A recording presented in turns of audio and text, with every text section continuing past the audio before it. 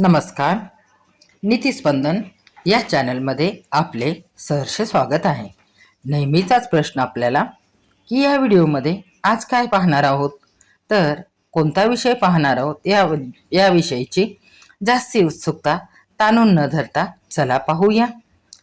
जो चेहरा सुंदर दिसतो त्या चेहऱ्याला सुंदर बनवण्यासाठी सुंदर, घनदाट आणि चमकदार केस ही प्रत्येकाचीच इच्छा असते. परंतु प्रत्येकालाच असे केस प्राप्त होत नसतात. काही जणांचे केस कुरळे असतात, काही जणांचे केस आखूड असतात, काही जणांचे केस सरळ असतात.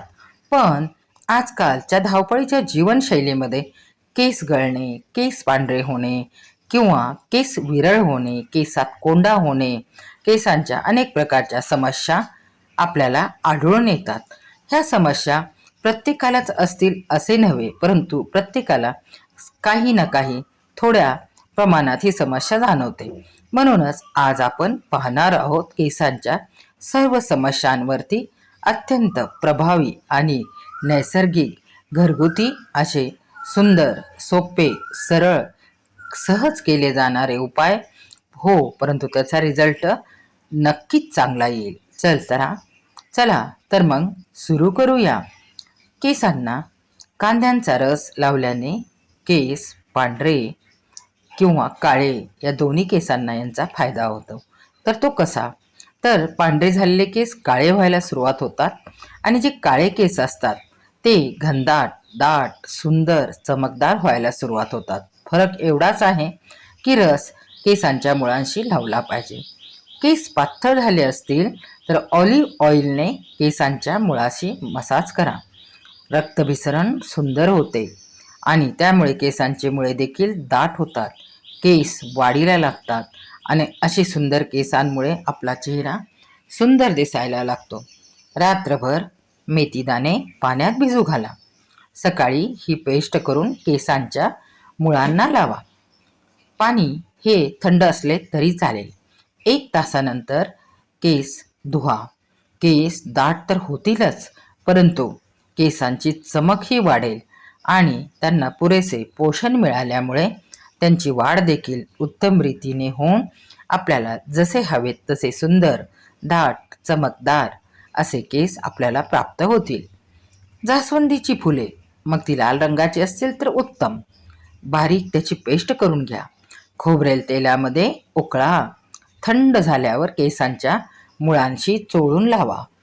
म्हणजे काय होतं, तर रक्ताभिसरण सुंदर होते, पातळ केस दाट व्हायला लागतात आणि केसांची मजबूती देखील प्राप्त व्हायला लागते. खोबरेल तेलात कापूर मिसळून ते तेल केसांच्या मुळांशी बोटांनी अगदी व्यवस्थित हळूवार चोळून लावावे. त्यामुळे काय होते, तर केस गळणे थांबते, केसांची नवीन वाढ होते आणि केसांच्या इतर समस्या ज्या असतात की केसामध्ये कोंडा होणे, केस खाजवणे, ह्या समस्या देखील त्यामुळे काय होतात की दूर होतात व डोके शांत राहते. केसांना भृंगराज तेलाने मालिश केल्यास पातळ केसांची देखील समस्या दूर होते. भृंगराज तेल हे आपण घरी देखील करू शकतो. त्यासाठी महाभृंगराज तेलाची पाने आपल्याला ताजी मिळणे आवश्यक असते. केस निर्जीव वाटत असतील, काही वेळेला एकेकाचे केस जर आपण पाहिले तर त्या केसांना चमक नसते, केस निर्जीव वाटतात, तर अशा केसांमध्ये केरोटीनची कमतरता असू शकते. अशा वेळी आपण आहारामध्ये विविध प्रकारच्या डाळी, कडधान्य, अंडी, पनीर, दूध, दही यांचा समावेश करावा, जेणेकरून असे केस जे आहेत ते सुंदर, चमकदार, मजबूत, काळेभोर दिसतील. केसांना नैसर्गिक चमक मिळवण्यासाठी, रक्ताभिसरण सुधारण्यासाठी पालक, खजूर आहारात अवश्य ठेवावा. डायबिटीज असलेल्या लोकांनी खजूर खाताना योग्य ती काळजी घेतली पाहिजे. पालक भाजी, सूप, आमटी या स्वरूपात तुम्ही खाऊ शकता. केस गळती खूप प्रमाणात असेल तर खोबरेल तेल, तुळस, जास्वंदीची पाने, ब्राह्मी, आवळा मंद आचेवरती शिजवून तेल तयार करा. केसांच्या मुळांना लावा.